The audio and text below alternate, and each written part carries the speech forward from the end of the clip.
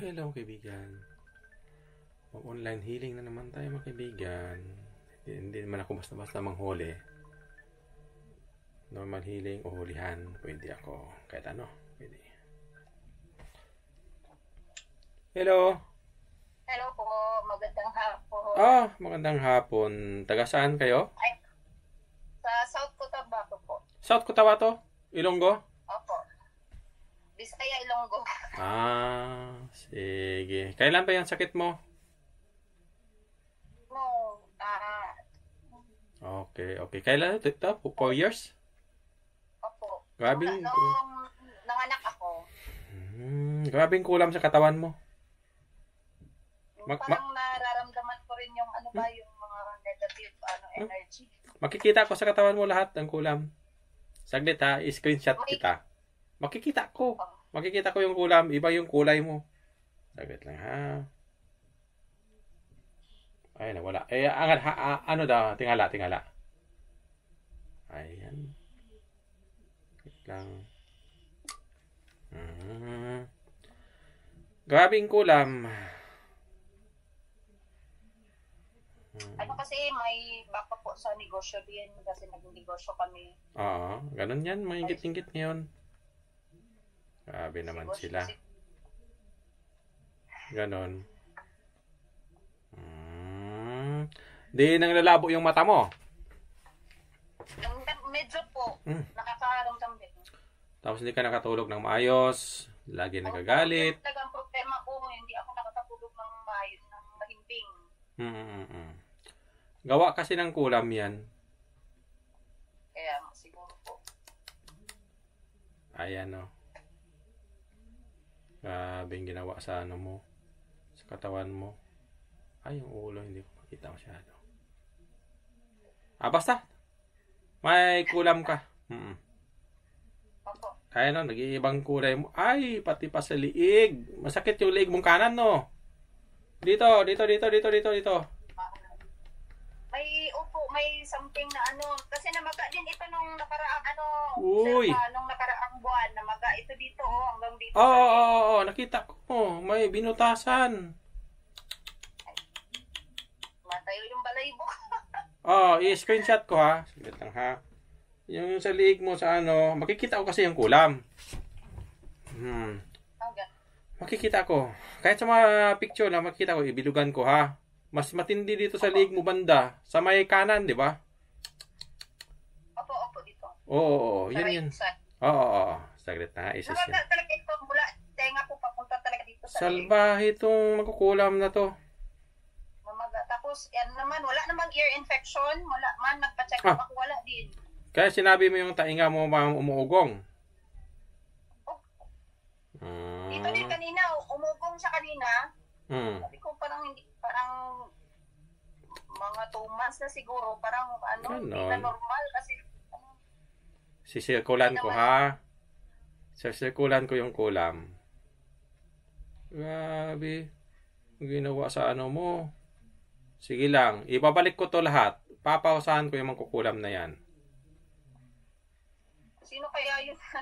Hindi natin alam kung sino. Hayaan mo na. Tingnan mo yung mo. Picture. Tingnan mo. Kasi pag nahawakan ko yung picture, ako makikita niyo ng kulam. Pag nahawakan ko na yung picture, kung na-picturean ko, ako mag-picture, makikita mo yung kulam. I-zoom mo. I-zoom mo yan sa liig mo. Tingnan mo yung kulay. Kita. Dito lang maitim? Oo, yan sa ilalim mo. Parang sinisira yung balikat mo. So may liig, sinisira, tagalin na nila ako. I-zoom mo. Iganon mo, i-zoom. Opo. Kita mo? Parang nalalanta nalalanta. Yan siya. Yan siya ang kulam. Basta pag pinicturean ko, pag nakita ko, makikita nyo na din. Kasi pag kami lang, hindi naman. Hindi makita. Walang nyo makita. Kasi, wala naman kasi kami. bukas kasi yung third eye ko. Tapos, ganun talaga pag manggagamot. Hindi naman lahat. Kaya pag hinawakan ko, pag picturean ko, lulutang na yung kulam. Pag hinawakan ko, makita nyo na yon. Yung iba nga, may butas nga sa liig eh. Yung iba, yung ginamot ko dati, hindi ko na nga naabutan kawawa eh. Kasi hiniwa na yung liig niya. Kawawa yung matanda. Salbahe talaga. Salbahe talaga yung mangkukulam. Kaya ano yung ginagawa nila sa ginamot ko na hindi ko na naabutan. Ganon din na magawa sa mangkukulam. Mamamatay din sila. Grabe oh. Sige lang. Gagamutin kita. Huwag kang alala. May tubig ka ba dyan na Kahit isang baso lang muna. Isang baso lang muna. Oo. Kay dadasalan ko, ibalik ko yung kulam na yan. Papausahan ko yung mga mangkulam na yan. Hello, baby. Hello, baby.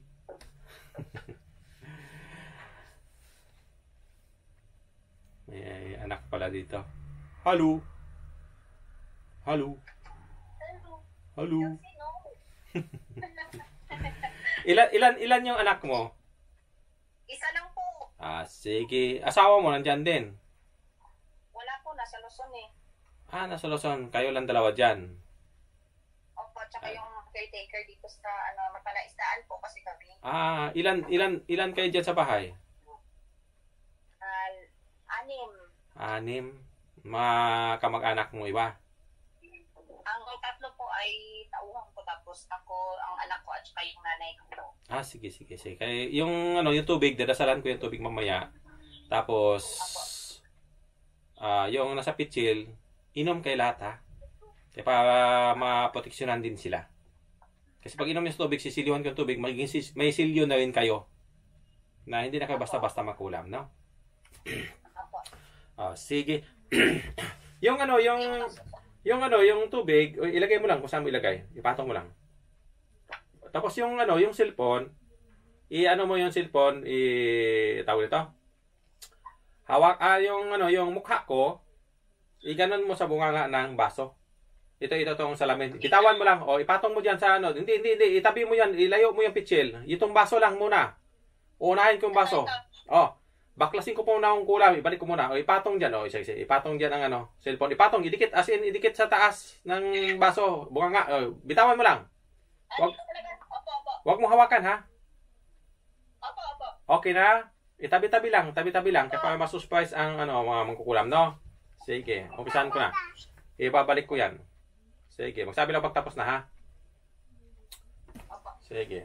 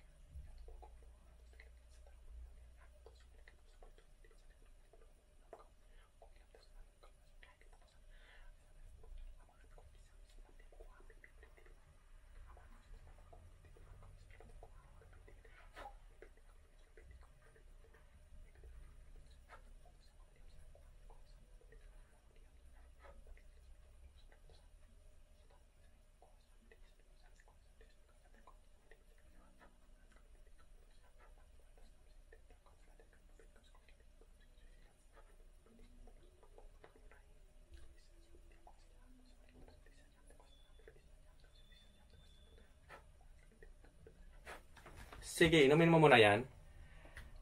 Kaya baklasin ko muna yung mga kulam, ibalik ko muna bago kita gagamutin sa kasisilyuhan. Sige, inumin mo lahat.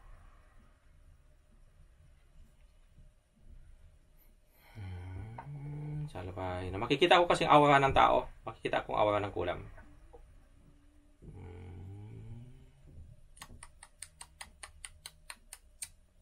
Nandoon na sa kanila yung kulam.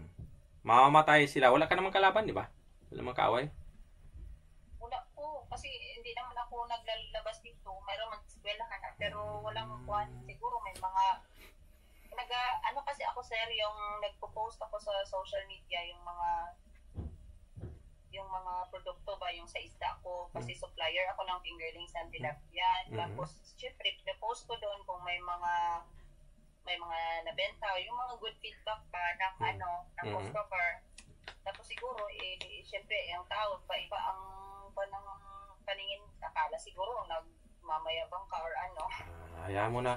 Inggit kasi yan, inggit, kaya kinukulam ka. Hayaan mo, nandoon na sa kanila ang kulam. Saka, yung mangkukulam, yung nag-ritual ng mangkukulam, mababarang, hindi siya gagaling hanggang mamatay siya. Pag ako nagbalik, hindi gagaling ang mangkukulam hanggang mamatay sila. Wala ang kagamot sa kanila bilang parusa. Pero yung espiritu na dahan-dahan mamatay, o yung katawan niya mamatay, yung espiritu niya mamatay ngayon. Kasi pagbalik ko, kasali na doon ang pangtunaw, mamamatay sila. Tapos yung nag-utos, hindi siya gagaling yung nag-utos pag hindi siya babalik sa Diyos natin. Pero pag babalik sa Diyos natin yung nag-utos, pwede pa, mabuhay pa siya. Pero yung mangkukulam, hindi na. Hindi kasali ang mangkukulam. Na kahit hingi pa siya ng tawad, hindi kasali. Tingnan mo yung hililit mo, pantay na. Tingnan mo yung hililit mo. Di ba mataas yung kanan? Oh. Ano? Ano nangyari sa hililit mo? Ituwid mo maayos. Puntay na nga po. Ganon yan siya, paggamot ng kulam. Pag totoong manggagamot, madali lang ipitikin yung mangkukulam, no? Yung kulam, dali lang tanggalin. Kahit isang dasal lang pwede tanggalin yan. Kaya lang sinisilyo ko lang na maayos. Ginagawa ko na maayos, pag kinukuha ko yung kulam sa iyo, binalik sa kanila lahat. Kaya matagal. Lalo na ngayon pag silyuhan kita. Yung tubig, sisilyuhan ko yung tubig, sisilyuhan din kita. Kaya para mainom din sa pamilya mo o sa mga ano mo diyan, kaya para hindi sila makulam basta-basta, no? Tapos ang protection niyo forever na sa katawan niyo ilagay ko. Nawala na yung panglabo sa mata mo. Magaan na yung pakiramdam mo ngayon kasi wala na diyan ang kulam. Nandoon na sa kanila. Kaya yung parang kami pa yung yung kanina parang matamlay ako na araw-araw parang madali ako manghina, parang may humihigop sa energy or ganun yung kulam. Kaya yung sugat mo dito, kaya pinahanda kita ng oil. Kasi yung sugat mo dito sa sa balikat na spiritual na sugat, sa kasanoo mo, yan ang oil ang ipahid. O umaga at hapon, mawawala na yan. Mawawala na yan. Huwag kang mag-alala. Mawawala. After 3 days, 1 week, mawawala na yan. Pero yung sugat dito sa ano mo, yung sugat sa liig mo, siguro mga 1 week, 2 weeks bago yan gagaling. Kasi yan, may sugat talaga sa spiritual yan. Pati sa ano mo, pahidan mo lang. Ibibis ko yung oil ngayon, saka yung tubig mo, kaya para magamit kayo. Sige po. Saglit lang ha. Opo, sige po.